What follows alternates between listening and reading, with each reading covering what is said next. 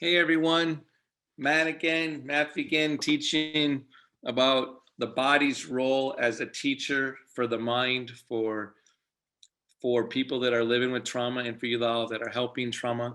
Um, what I want to realize that the body is a teacher. You have to start letting sensations, which paying attention to sensations, your body start to change your mind. And so we've been in the last few weeks, this is like the fifth week, we've been talking about like the sensation of feeling more connected or disconnected. If you drop your chest, you're less connected to the space around you. The sensation of grounding, so like putting your hands and feet, right? Grounding your hands and feet, putting your hands on the table, feeling your feet, lifting your chest, right? The sensation of expansion, the sensation of balance, right? And now I want to spend more time today on the sensation or realizing a sense of direction. So one of the reasons why I think the body is such an important teacher is that for someone that's been living with trauma, that has trouble with feeling control and being able to do things, is that you get to practice in your own mind-body relationship at your own pace. You can be alone, you can be with people. There's a whole bunch of things that you can do to feel in control and feel and utilize a sense of precision and strength and expansion simultaneously. So that I think this is going to be a contradiction. I think that the mind-body relationship is both a metaphor for how to live in your whole life, and it's literal, that you can learn things about your how to move into the world, and it from learning how to do it in a yoga pose. So like, for example, have you ever heard the idea of a middle space in your vision? So right now, if you focus on something in particular, you look at something, like I'm trying to look at the grains on my window pane, on the wood, right? And then if you close your eyes, and then if you look, and then don't stare at the object, but be in the middle space between the focusing your attention and having your eyes closed. That middle space is actually where a lot of the grace of the mind-body relationship, but it's also how people can disassociate too, right? And so as you like feel, if you instead of focusing like you're throwing your brow, trying to read something over there, be in the middle space, but then put grounding. Take the middle space where you daydream, right? And ground it through your sitting bones and lift your chest. But stay in the middle space of your vision. That you get to that energy that has less definition, that I'm using as a metaphor in your vision, that space can be grounded and in fact can feed into a sense of direction, right? And this is one of the big things you're learning in a yoga pose, is that you're going inward, developing a little inner awareness by feeling different parts of your body. So you're sitting in a chair, feel your sitting bones in your feet, lift up through the chest. Now, typically how we teach the middle space is to say, soften your eyes and soften the inside of your mouth, the organs of perception, which I taught a different week, right? But that middle space, that softening, which is yours, by the way, that's your space, right? You can ground it and strengthen it. So lift your chest. And this space can conjoin with a sense of grounding. So feel your feet and your hands on the table, soften your jaw, be in the middle space, stay sturdy and strong. Take a breath or two.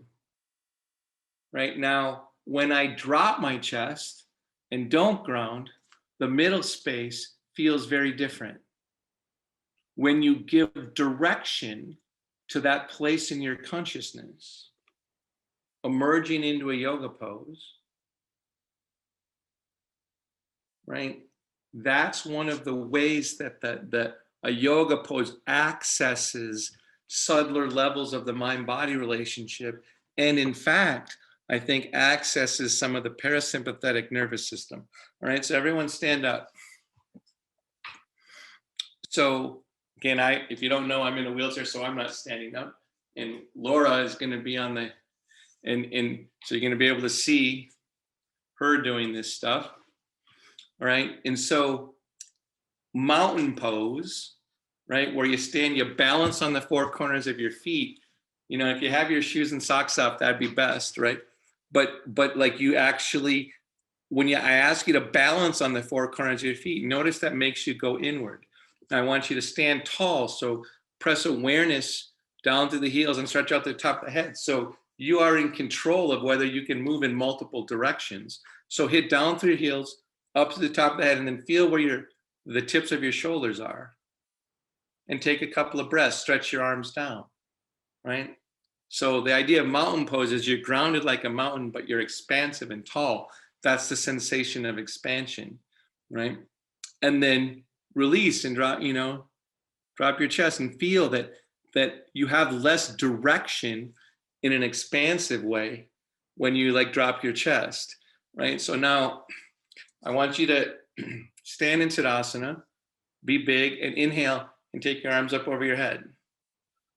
Okay, so now you're moving in multiple directions.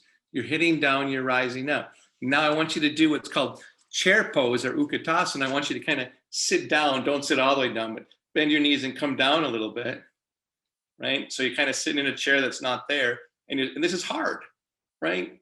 And it's like, it's a strain. Pay attention to the feeling in your legs, and in a little bit, your legs are gonna start burning a little bit because your quadriceps are working like crazy, right? Pay attention to the work in your legs, and from the work in your legs, stand up. Come on up. And then take your arms down and take a break. So it's interesting what happens when you take your arms down. So like what happens when you focus on where the struggle is, right? You end up losing your sense of direction. All right, so stand in Tadasana again. Take your arms up over your head. Come down into chair pose, Utkatasana. Drop down, keep stretching your arms up. So this time as you're being here, and this is a hard pose, right? You got to work, right? That's part of what yoga makes you do, right? But this time, instead of focusing on your legs as you feel the fatigue, feel as if you're coming up and leading from your upper arm. So as you come up this time, lead from your upper arm and come on up. And then take your arms down. Take a break, right? Now notice that was a different feeling than when you focused on your legs.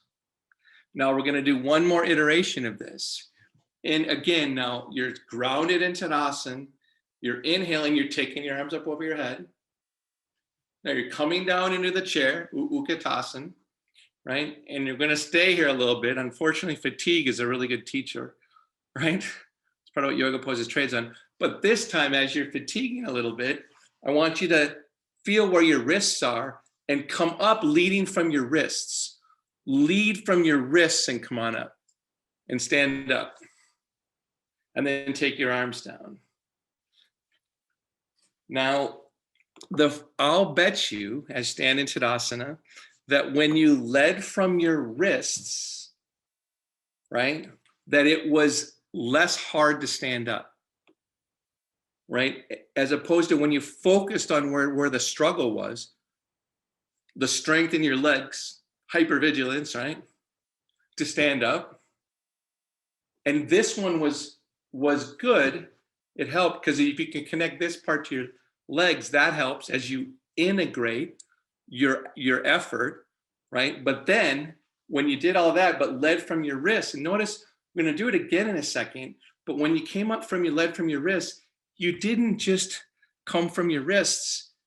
In order to feel and come up from your wrists, you had to feel and expand your presence up towards the sky more. So it turned out that an expansive vision or feeling of where you were in space helped you come up more easily, right? Try it again and show it to yourself. Take your arms up over your head. Come down into chair pose. And as you find where your wrists are and you lead from your wrists, come on up and feel the expansion. Good. And then take your arms down. So if you think about what a sense of direction is, so often we think about a sense of direction being what you set a goal and you grind for the goal. You put that'd be like coming up just from your legs, right? Instead of just having an outward goal, right? If you integrate the goal more, that would be more like coming up from your upper arms because you're more integrated with what your goal is. And then at some point, instead of thinking that you have to push to come up, to reach for your goal, what if you already were there and you were following? This is why like people say, imagine, envision quest, right? They try to create the expansive, but what if you like learned how to do that more in your own mind-body relationship? That you start to realize that you can take some of the effort out of the struggle out of it if you actually connect and bring, and so you're on both sides of it and you come up. It's an amazing thing that happens in every yoga pose. I want to like teach this same thing in relationship to balance. So stand in Tadasana. You can, Laura's got a chair there. So what I want you to do is do tree pose, which means to take one leg up and put it on the inside of there, like Laura's doing right there.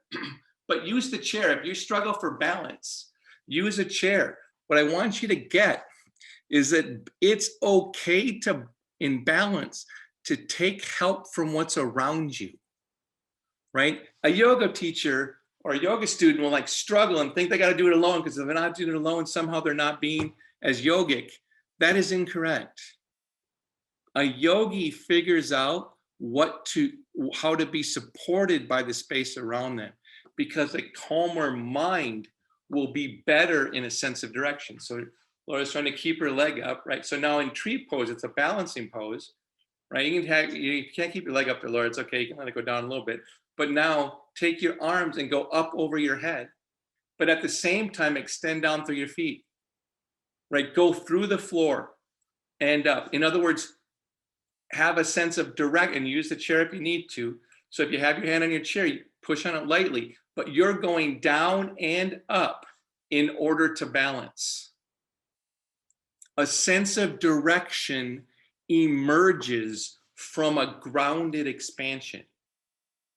Good, and then take your arms down and your leg down. What you don't fully, you learn this in a yoga pose, is that balance is actually in integration with the space around you.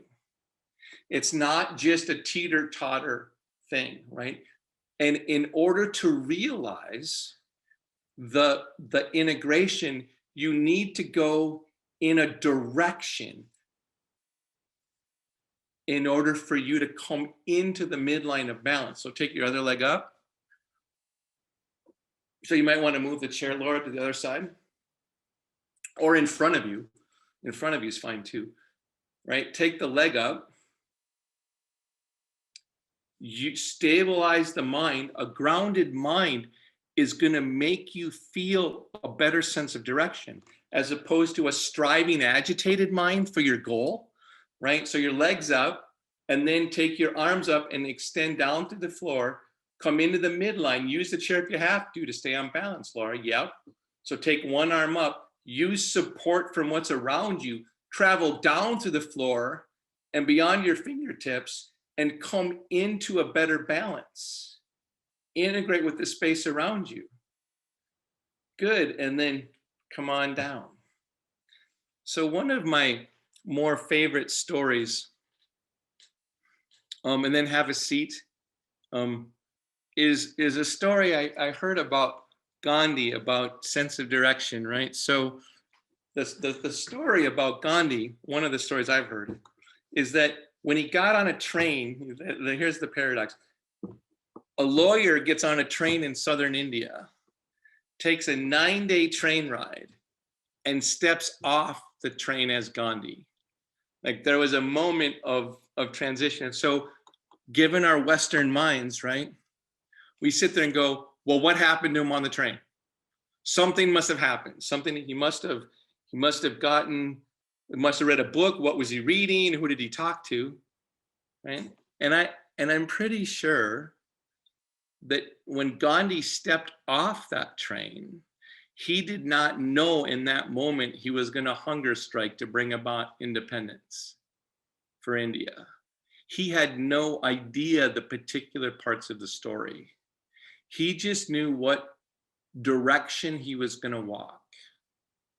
He was going to walk and follow truthfulness and nonviolence. That you never get to know the path, the particular path that's in front of you, but you get to know the sense of direction. And that's why I think you can learn stuff like this from your mind-body relationship. Fixate less on where you need to go with it, which is what your mind's going to want to do and strive for, and figure out more and feel the process of moving, and let the direction, the sense of direction, emerge from the living, not from a plan. Right? And that doesn't mean don't have a plan. Of course, have goals. Have a goal, but know that the process of getting there is what's going to reveal the sense of direction that allows you to live more fully in your life. So this is something that I really think is integral to realizing a sense of direction. So sit up straight and tall as we end here. Put your hands, right? And so there's that middle space, that quiet space, that you either use the middle space or you can soften your jaw, the inside of your mouth that's on your forehead. And know that you don't need to know right in this moment what you're going to do in the next moment.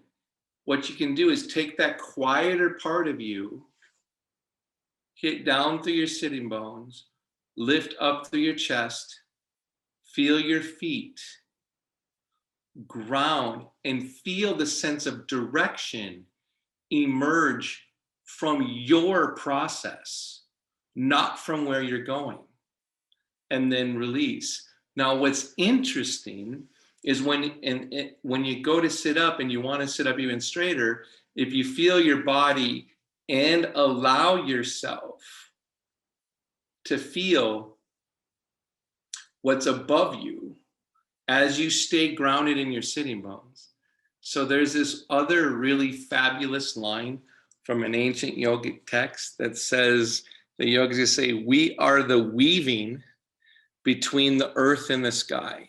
Like your body touches the airiness of the sky, but does so from the earth, that you're the weaving between the two, right? And so when I am teaching a yoga class or yoga pose, and I tell everyone to sit up straight and tall and reach for the sky, the overachievers tend to try to stretch their neck long, even maybe raise their eyebrows, They think that it's about physically getting there, right? Well, what if you ground down, lift up, and instead of striving for the sky, bring the sky down towards the earth. Bring it down. Soften your jaw on the inside of your temples, the inside of your mouth to do it. You don't have to reach into the emptiness. You can actually bring it down, and your fullness will connect the two endpoints.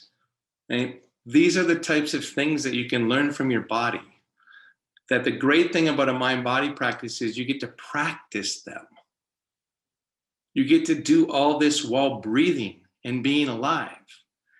It's such a good way to learn in a controllable, small space, right? How to live fully and expansively. These are the things that I think that how the body can become a teacher.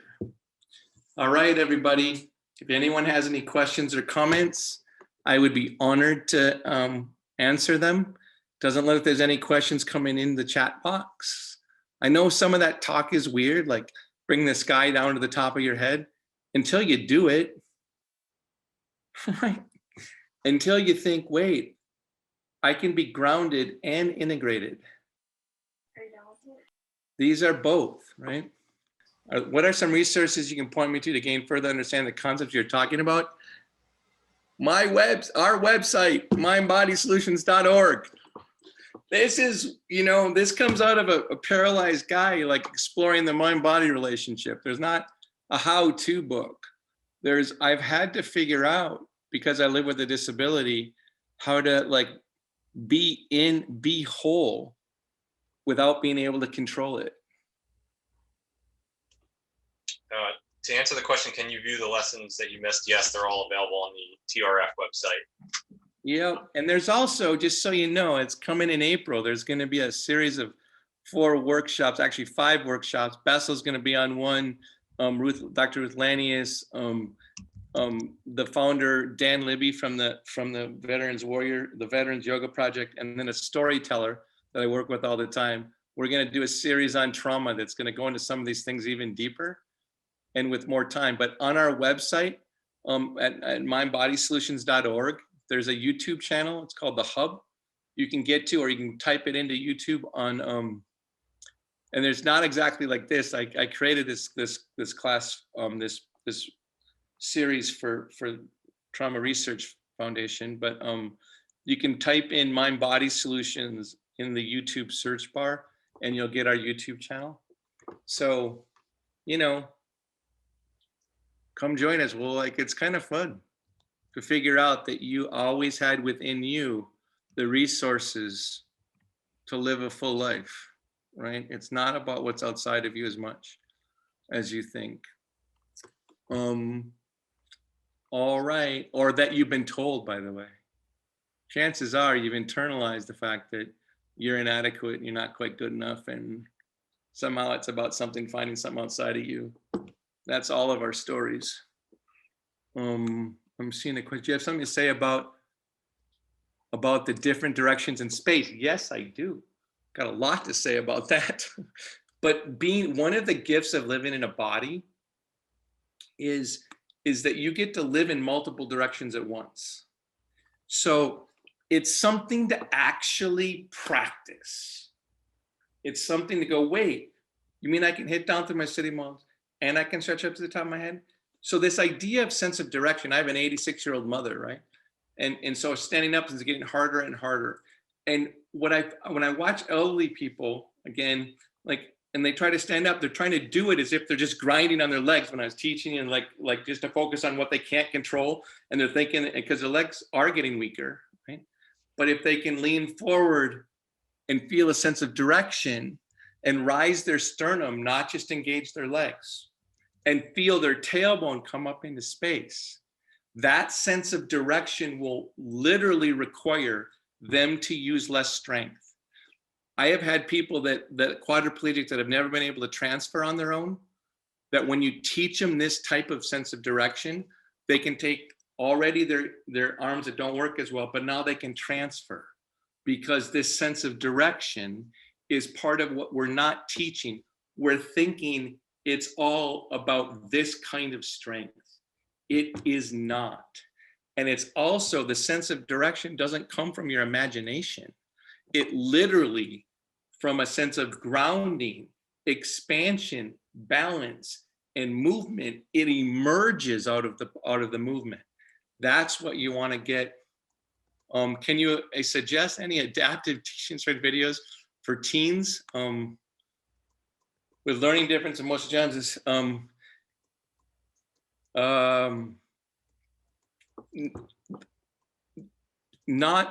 I would love to help you teach that population, right? More than there's like, hey, check out this, check out that. Some of this idea of boundary and feeling the container is really good for like kids with autism or emotional issues, but it's hard to get them to be able to trust boundary. And so a lot of the things that we teach in adaptive yoga that I'm an expert in are can be extrapolated into that context. And what mind body solutions do will help you figure out how to do it. Because the principles are the same. The application of what I'm trying to show at Mind Body Solutions is expansive, right? And it's just helping people get to see the applications. But no, besides and they're constantly getting updated videos on there. What school of yoga did you learn from? Believe it or not, I'm an Iyengar teacher, right? I'm a certified Iyengar teacher, but because that breaks down the poses into parts more than other styles and helps me see into other. Have you already covered boundaries? Yeah, well, depends on what you think covered is. There is no expansion without boundary. Expansion without boundary is not expansion, it's disassociation. And so it turns out that being able to find the midline and move towards the center to expand out is the kind of expansion you want to learn. In survival situations, the human conscious can actually disassociate quickly. It's a good survival skill. It just can't be how you live. So boundary can start with I think the boundary is best taught by the body, but the other boundary, as you develop and realize more about inward awareness and the emptiness in you, you start to realize that the space in you and the emptiness in you is your best boundary between you and the world. But in order to realize that, you have to claim it. You have to practice it. And that takes time. This isn't like, there isn't a series of poses that you can do to realize the sense of space and boundary. But know that there's no freedom without constraint. Right? You know, the way you realize the other side of the wall is to let there be the other side of the wall, even though that's why disability is such a profound teacher. Right? Is because without what you can't do, it's not like you're supposed to run through the wall. You're supposed to realize the space on the other side of the wall without being able to see it. That can happen through the body. Anger, I believe you mean? No, Iyengar. That's a type of yoga. Because maybe she's calling it anger yoga. I'm not sure. That might be. All right, everybody. I'm supposed to end within a half hour for sure. Next week will be another one. All right. Take care, everybody.